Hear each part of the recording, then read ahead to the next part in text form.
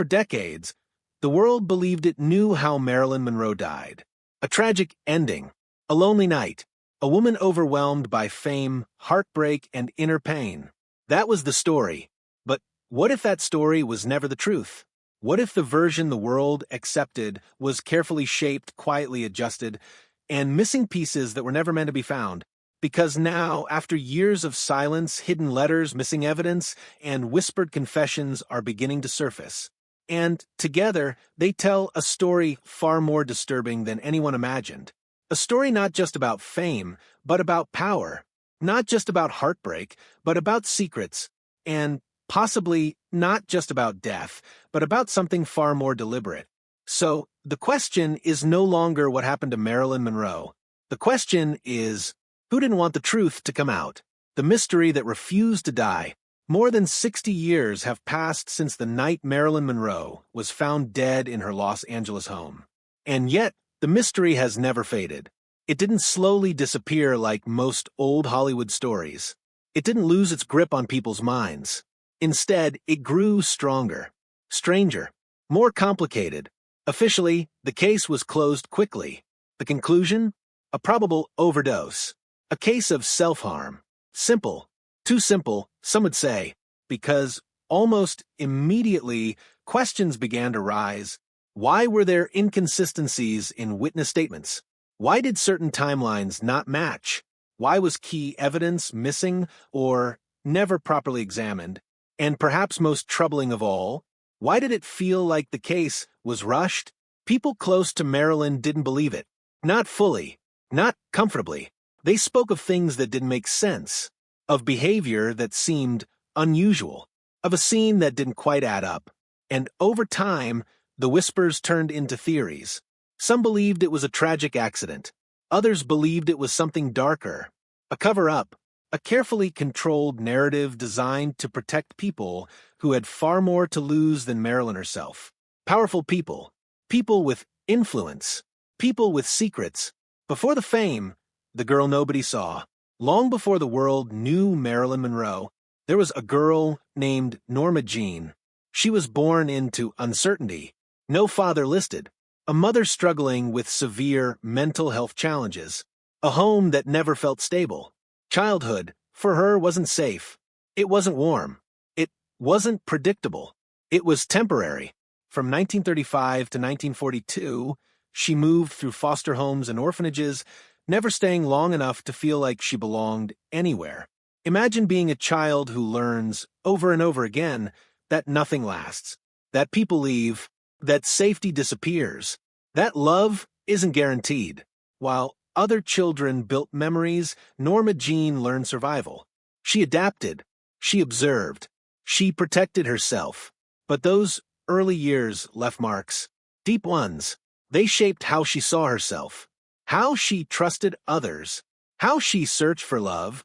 And even when the world later saw her as confident, radiant, and untouchable, inside, those wounds never fully healed. Becoming Marilyn Monroe. At just 16 years old, Norma Jean made a decision that would change everything. She got married. Not for love. Not for romance. But for survival. Her foster care was ending. The orphanage loomed as her only alternative. Marriage offered an escape. So she chose what felt like safety. But life had other plans. When her husband left to serve during World War II, she stayed behind in California. And that's when something unexpected happened. A photographer noticed her. Just one photo. That's all it took. From that single moment, doors began to open. Modeling opportunities appeared. Agencies took interest. And soon, the shy girl who once felt invisible was suddenly being seen everywhere. But this wasn't just about beauty. There was something else. A presence. A spark. Something that made people look twice. And as her confidence grew, so did her ambition. By 1946, she signed her first film contract. And with it came a transformation. Norma Jean became Marilyn Monroe, a name designed to shine, to captivate, to sell. But behind that name, the girl she used to be never disappeared. Instead, she learned to live with two identities, the woman the world adored, and the woman only she truly knew. Fame, pressure, and the illusion of perfection. As Marilyn's career began to rise, so did the expectations. Hollywood saw her as a symbol, not of talent, but of beauty. She was cast again and again in roles that highlighted her appearance, her charm, her softness. The perfect blonde. But Marilyn wanted more. She studied acting seriously. She read deeply. She wanted to be respected as an artist, yet the industry kept placing her in a box. And over time, that box became a prison. The more famous she became, the more disconnected she felt from her true self. People saw the image, the smile, the glamour, but they didn't see the anxiety, the loneliness, the constant pressure to be someone she wasn't. And slowly, that pressure began to break her. Love that never lasted. In her personal life, Marilyn searched for something she had never truly experienced. Stability, love, a sense of belonging. She married 3 times, each time hoping it would be different, each time believing it might finally bring her peace. But each time it ended in pain. Her marriage to Joe DiMaggio seemed perfect on the surface, a baseball legend and a Hollywood icon. But behind closed doors, it was far from ideal. He struggled with her public image, the attention, the way the world saw her. He wanted something quieter, more traditional. She wanted to be understood. They couldn't meet in the middle. And after just 9 months, it was over. Each failed relationship left her more fragile, more uncertain, more alone. The downward spiral.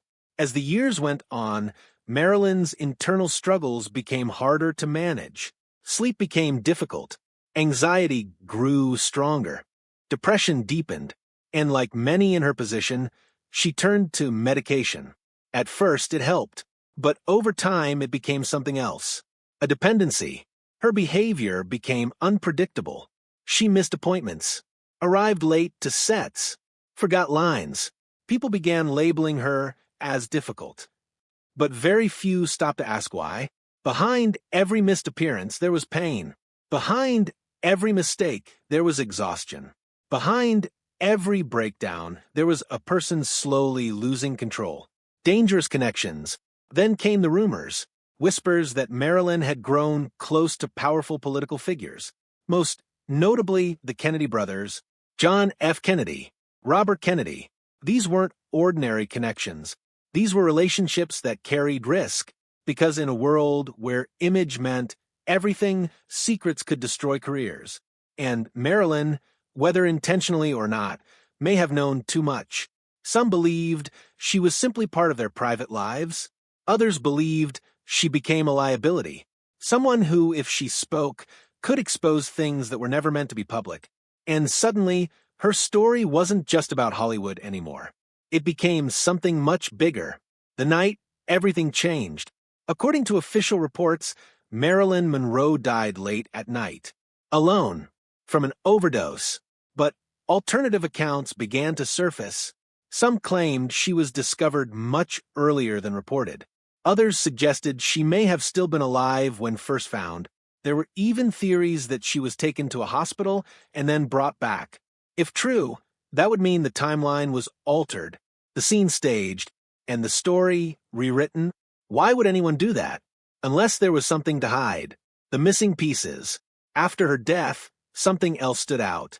Things were missing. Important things. A diary that reportedly contained her deepest thoughts. Records. Notes. Conversations. Gone. No clear explanation. No recovery. Just gone. And then there were the letters. Private exchanges that hinted at a deeper relationship with powerful individuals.